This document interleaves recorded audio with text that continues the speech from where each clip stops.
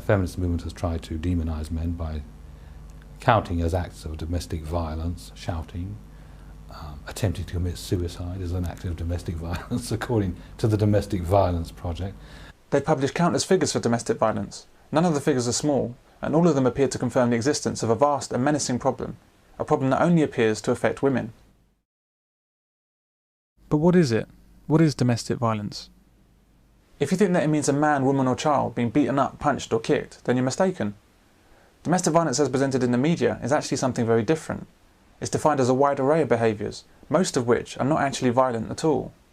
The classification for domestic violence covers all acts of whether it's slapping, punching, pinching, if financial deprivation, in other words, if your partner won't give you the money that you want, that you think, that's all considered domestic violence. The problem with this is that if you start doing that, you're going to end up with the entire population of England in prison, because unfortunately people who live in close relationships do at times behave very badly towards each other. From the publicly funded Domestic Violence Project, working at the Royal Holloway College, here are some examples of domestic violence, what they count. Refusing to have sex with her as an act of domestic violence, denying her sexuality, mocking or humiliating her, watching her at home or work. Now, I'm not making these up. Sending her unwanted gifts, telling her children things she doesn't want them to know. These are all acts of domestic violence, according to our government. Swearing at her, insulting her, criticising her appearance, criticising her... Well, it just goes on and on. These are now... This is the abuse industry growing, trying to bring as many forms of normal behaviour as possible under the category of domestic violence. I think it's been trivialised down to whether slapping, kicking, punching and all the rest of it. That is, of course, it's sad that adults have to regress into childish behaviour, but it does happen.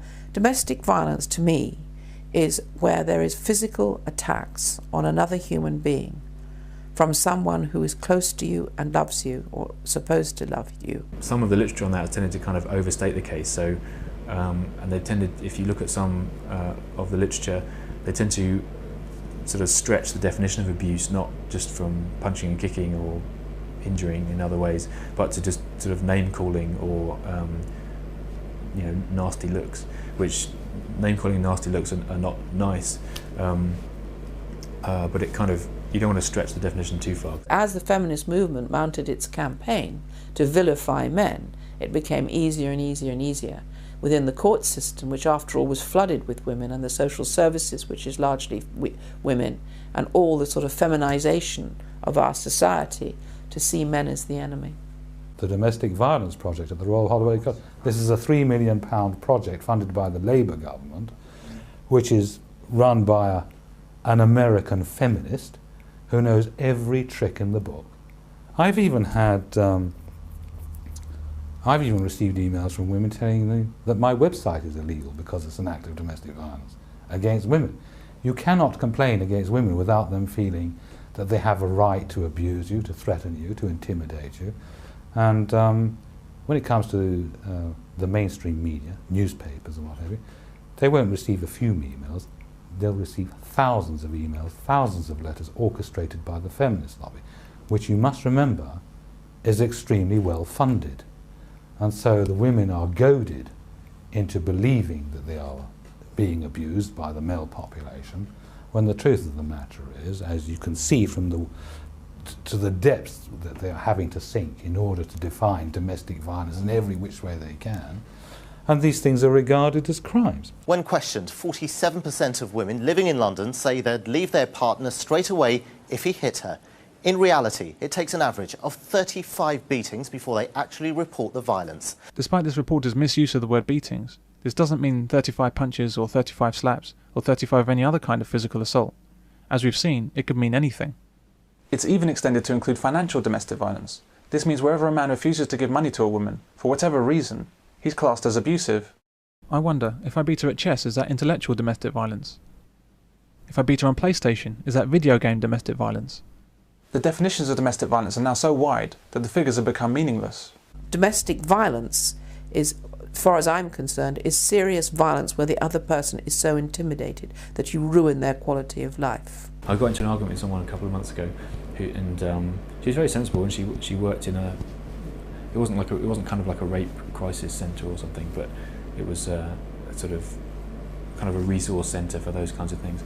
And she was coming out with all this stuff like it's 1 in 4 women are abused, and I'm thinking, wow, that's massive. So I said, does that mean that of all of your friends, a quarter of them are being abused? And she went, well, no, I mean that over their whole lifetime, so not any given time. I said, okay, and what exactly counts as abuse under? What do you mean by abuse? Because this seems like an epidemic of what's going on. And she said, oh, well, it means obviously, knifing and stabbing and stuff, and murder, obviously, punching and kicking, and then also name calling and ignoring and stuff like this.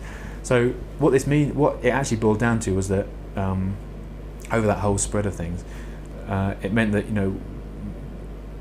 1 in 4 women over the course of their lives will be ignored for a period of time by their partners. I don't think the 1 in 4 women have experienced domestic violence at some point in their lives is a valid figure, because apart from anything else, it was actually taken from women in refuges. There were no control groups. It isn't a proper analysis.